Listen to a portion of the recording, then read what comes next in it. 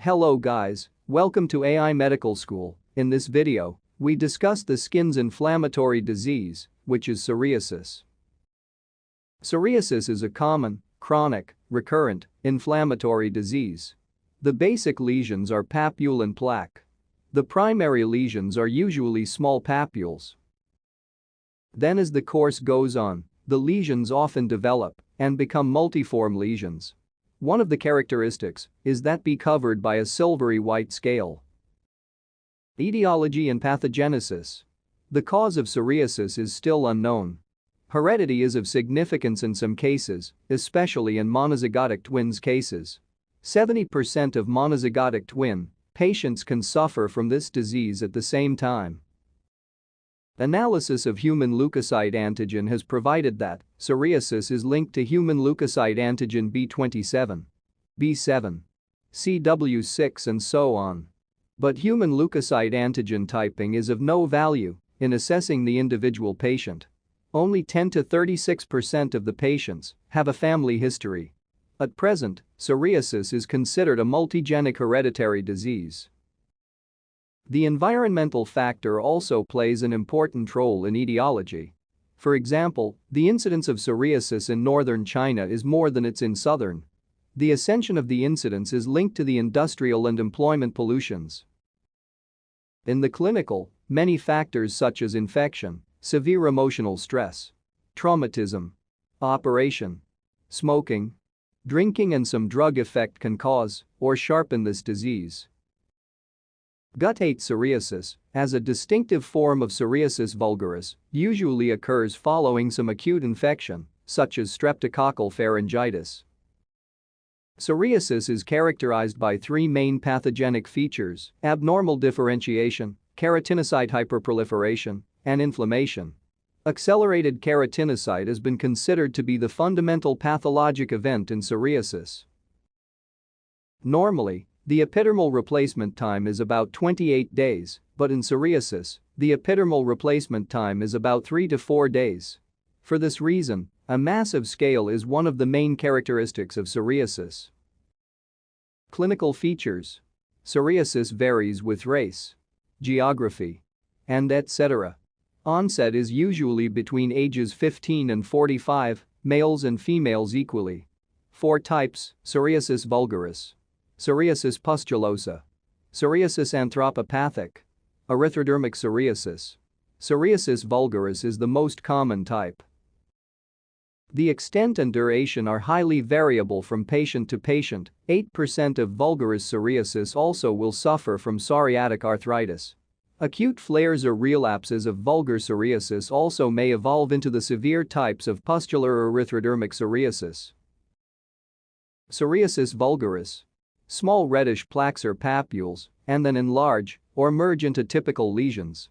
They are covered with overlapping thick silvery shiny dry scales.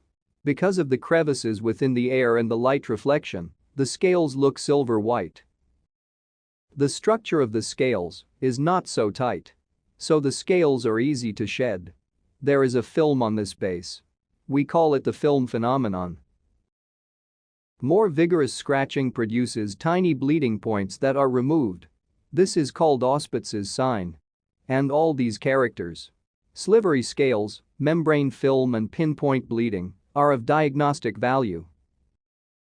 Papules can extend and produce large plaques in annular and gyrate patterns. The lesions heal without scarring and hair growth is not involved. The areas often involve the scalp, the extensor surface of the extremities, particularly elbows and knees, and the others may also be affected.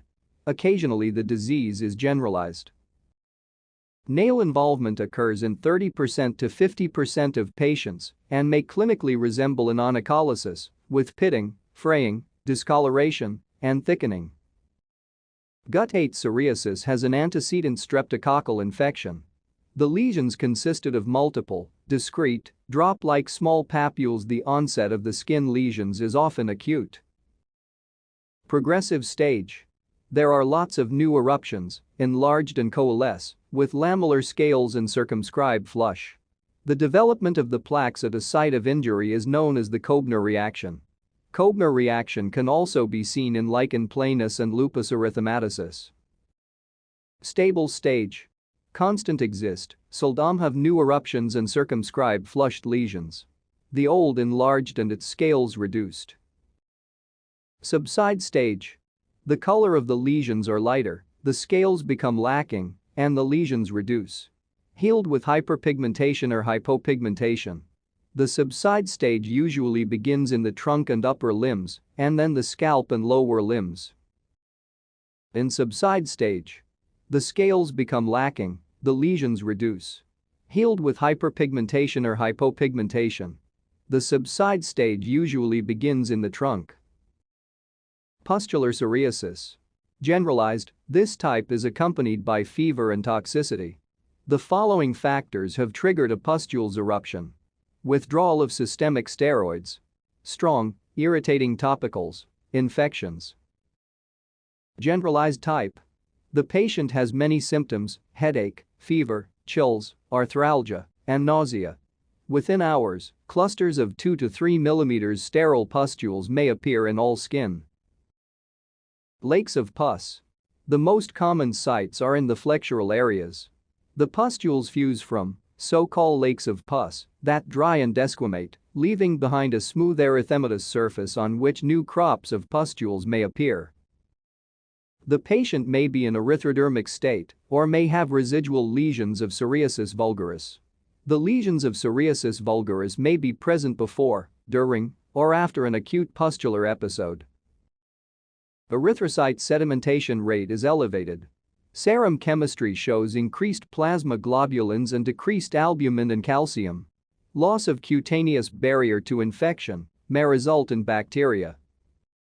Localized type. Also known as pustules psoriasis of the palms and soles. The sterile pustules eruption affects the hands or feet or both. The process runs a chronic course with the persistence of the eruption with various intensities of reaction. Nail pitting, oil spots, subungual hyperkeratosis often occur. Psoriatic arthropathic. It is chronic inflammatory arthritis that is commonly associated with psoriasis. Approximately 5% of patients with psoriasis develop psoriatic arthritis. There is asymmetric joint involvement. Psoriatic arthropathic. Especially involvement of the distal interphalangeal joints, with swelling, redness, flexion deformity, and telescoping of digging. It's due to destruction of joint. In fact, psoriatic nail changes may be a solitary finding in patients with psoriatic arthritis and are almost invariably present. RF, rheumatoid factor, is not present in the serum. The radiographic abnormalities include paramarginal erosion without osteopenia, fluffy periosteal bone formation, bony ankylosis, and pencil in cup deformity. Erythrodermic psoriasis. Erythrodermic psoriasis is also known as exfoliative psoriatic dermatitis. It often affects most of the body surface. It is the least common form of the disease. The entire skin surface is red and covered with fine scales. Psoriasis vulgaris typical lesions may be obscured or absent. The skin has large, red, and fiery patches. Severe itching and pain may accompany the skin as it reddens and sheds. Erythrodermic psoriasis can sometimes occur suddenly as the first sign of psoriasis or come on more gradually in psoriasis, especially those who have improper treatment. Diagnosis of vulgaris psoriasis. 1. The areas involve the scalp, extensor surface, elbow and knees. It has chronic duration, aggravation, and exacerbation repeatedly. 2. Feature lesions are silvery scales, membrane phenomenon and pinpoint bleeding. And 3. There is a characteristic histologic feature. The major features of the diagnosis of pustular psoriasis are clusters of superficial 2 to 3 mm sterile pustules and then coalesce to lakes of pus and may behave residual lesions of psoriasis vulgaris. Psoriatic arthritis is chronic arthritis, that involvement of the distal interphalangeal joints, associated with other psoriasis types. The severity of joint involvement appears to be related to that of the psoriasis lesions. The diagnosis of erythrodermic psoriasis is on the basis of the entire cutaneous surface being red and covered with fine scales and history of psoriasis. Treatment. Various treatments of psoriasis only have a recent curative effect and are not prevent relapse up to now. It means that no therapy is curative, but most cases can be adequately or well controlled. Treatment therefore must be designed with the patient's specific expectations rather than focusing on the lesion area. The goals of pharmacotherapy are to reduce morbidity and prevent complications, to improve the patient quality of life, to suppress inflammation. Avoiding specific exacerbating factors may help prevent or minimize flare-up of psoriasis in some patients. Systemic corticosteroids should not be used for psoriasis because of side effects which included erythrodermic or pustular lesions, which may occur during or after treatment. Topical treatment. Corticosteroids. Topical corticosteroids may be the most widely used applications and have a prominent curative effect. Rentinoid derivative. Tazarotene is particularly useful for psoriasis involving the scalp. It used often combined with corticosteroids for increased therapeutic effect and to decrease irritation. Synthetic vitamin D3 analog. Calcipotriene regulates skin cell production and development. Used in the treatment of moderate plaque psoriasis, 0.005% ointment, cream, and scalp solution. Not for use on the face, eyes, mucous membranes, or orally. Tar-containing preparations. Coal tar distillate is used at 5% to 10% concentrations. Tar is commonly available in shampoos and is often combined with salicylic acid. Anthralin. Though anthralin is considered one of the most effective anti-psoriatic agents available, not in widespread use because of its high potential to cause irritation and staining. It can be effective beginning with 0.1% cream or ointment and increasing to 1% if tolerated. Systemic treatment is used only after both topical treatments and phototherapy have failed. All patients must be informed of the risks and adverse effects of systemic therapy before the treatment is initiated. Immunosuppressive drugs. Methotrexate is the most effective treatment in severe disabling psoriasis, especially severe psoriatic arthritis or widespread erythrodermic or pustular psoriasis. Methotrexate seems to interfere with the rapid proliferation of epidermal cells. Dosage regimens vary, 10 to 20 mg per week. Methotrexate therapy should be undertaken only by physicians experienced in its use for psoriasis. Etretinate and isotretinoin may be effective for severe and recalcitrant cases, including pustular and hyperkeratotic palmoplantar psoriasis. Women should be warned against becoming pregnant while taking this oral retinoid and for at least 2 years afterwards. Physical treatment. Ultraviolet B irradiation utilizes light with wavelengths 290 to 320 nm. Ultraviolet B therapy usually is combined with topical treatments.